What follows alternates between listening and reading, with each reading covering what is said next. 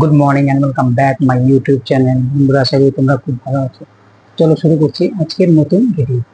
তো আজকে যে বিষয়টা নিয়ে আলোচনা করব সেটা খুবই ইম্পর্টেন্ট। ঠিক আছে, যারা দূরে দেখতে পায় না, যাদের অনেক মোটা পাওয়ার থাকে, -10, 11, 6, 15 এই টাইপের যেগুলা পাওয়ার থাকে, হাই মার্কেট যেগুলা মাইনাস পাওয়ার থাকে, তো সেগুলা কাচের সাইজ খুব মোটা হয়। তো সেই মোটাটাকেও কমানো যায় ইন্ডেক্সের মাধ্যমে। ঠিক আছে, কিছু চশমা যেগুলা বেশি পাওয়ার হয়, সেগুলো চশমা প্রচন্ড ভারী হয়ে যায়, পড়তে পেশেন্টকে খুব প্রবলেম ক্রিয়েট করতে হয়। তো এই যে মোটা চশমাটার পাতলা করার জন্য যে ইন্ডেক্স ব্যবহার করা হয়, সেই ইন্ডেক্স, হ্যাঁ, ওটাকে বলে হচ্ছে হাই ইন্ডেক্স। সেটা কি কি ইন্ডেক্সে করা যায় এবং করা যেতে পারে, সেই বিষয় নিয়ে তোমাদেরকে আলোচনা করবো। ভিডিওটা দেখতে থাকো।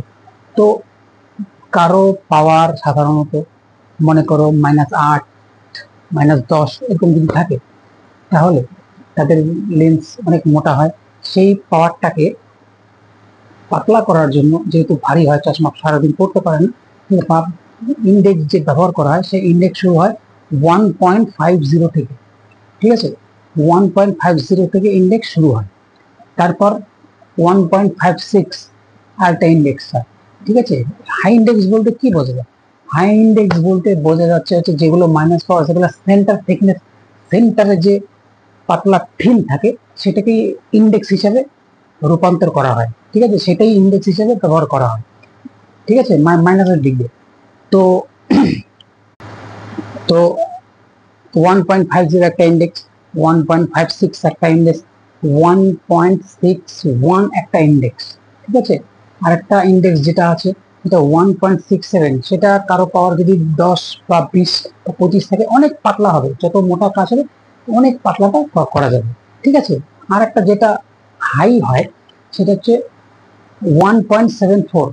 এটা হচ্ছে হাইয়েস্ট ইন্ডেক্স হিসেবে ব্যবহার করা হয়। এর উপরে কোনো ইন্ডেক্স ব্যবহার করা যায় না, প্রচুর খরচ পড়ে যায় তাদের। -5, -10, -15 যদি অনেক মোটা কাজ থাকে, এটা অনেক পাতলাতে, সেন্টার থিকনেস অনেক পাতলাতে চলে আসে এবং কাচের সাইজে একদম পাতলা হয়, পড়তেও সুবিধা হয়, পেশেন্টকে কোনো রকম প্রবলেম ক্রিয়েট করতে হবে না, সারাদিন চশমা পরে থাকতে পারে।